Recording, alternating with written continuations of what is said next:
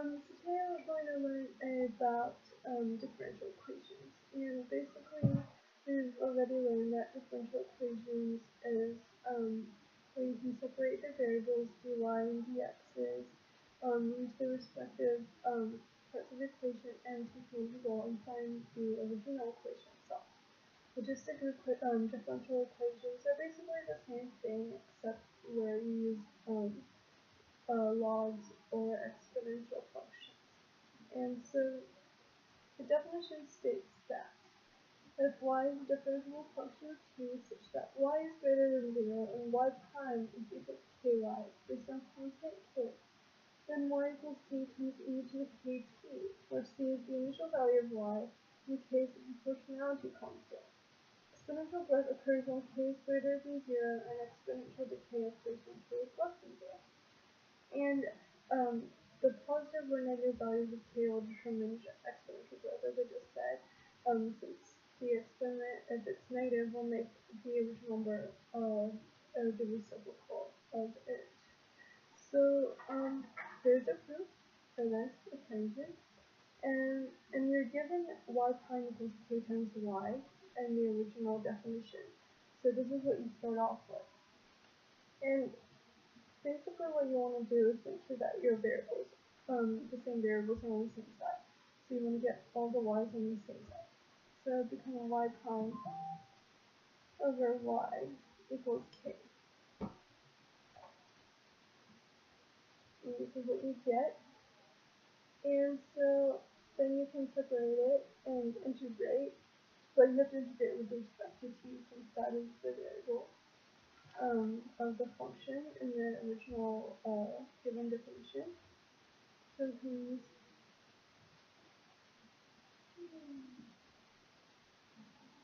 this is what it looks like first. And you know that dy equals y prime times dt, so you can substitute that in for this right here, because it's just dy.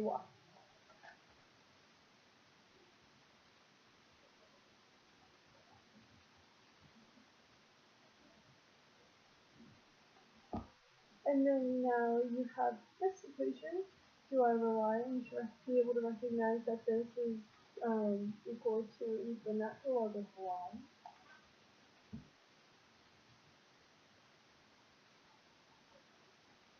And this becomes natural log of y equals kt plus c. Plus c because this is an indefinite integral. And now you want to try to isolate y, so what you do is basically becomes y equals a to the k plus c. This is it, but it's not simplified completely because it doesn't look like y equals c times e to the kt yet. But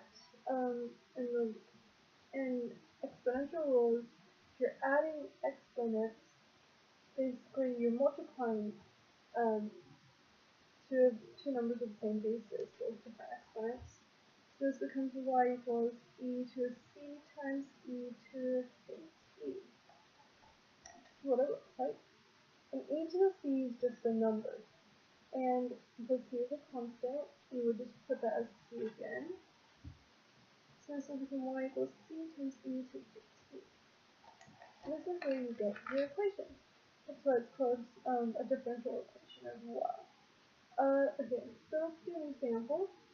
It says that, the experimental population of fruit flies increases according to the law of exponential growth. There were 100 flies after the second day of the experiment and 300 flies after the fourth day. Approximately how many flies were in the original population? Basically what it's asking for is for you to solve for c, the initial value given in the original equation. So what you want to start off with is your givens, which is 100 equals c times e, and we don't know k, so we're just going to put in k as a variable. And we know that time for the 100 flies was 2 because it's the second day. So it becomes 2k. Oops, this is hard to for the fourth day, which was for 305, so you'd say that 300 equals c times e to the fourth k.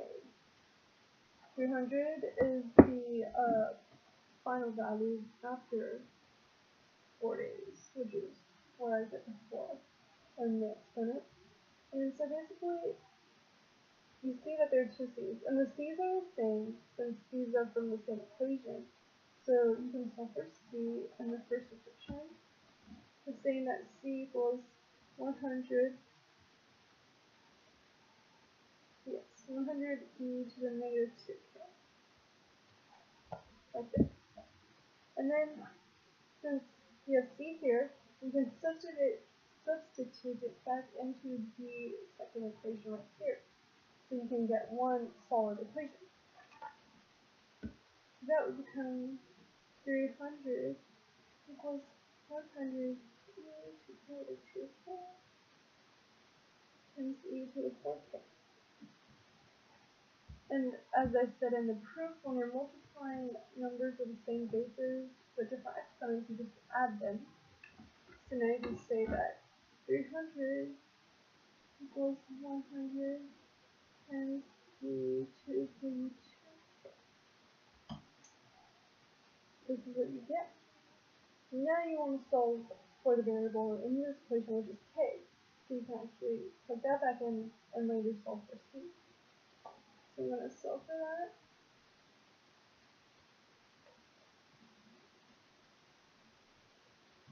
So 3 equals to the 2k, and now I want to get rid of the e, so I will just take the natural log of both sides.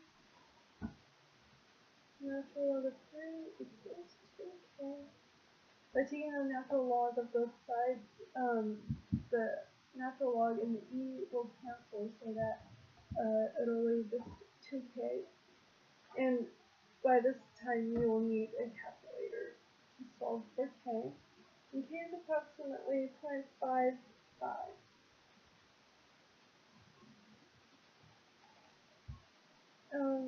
Yes. And when you're doing these problems by yourself, do not round off. You just use the calculator, calculator's original answer for anything you do by storing it as a variable or just using the same number by pressing up and enter into where you need it. And then after you've done this, you want to plug in k to your exponential growth function, which is y equals c times e to the kt. This function right here, and you would get y equals c times e to the 0.5 times t. That's what you should get. And now we want to solve for c, so you can plug in either one of these first two equations into this to solve for c. So I'm just going to use the 100 one. 100 equals c times e to the 0.55 times 2. This is what you get, and then you solve to isolate c, which is c equals 100 over e to the 0.55 times 2, like this. And so now you can solve for c. C is approximately 33. So that is your original number, or at least an approximation.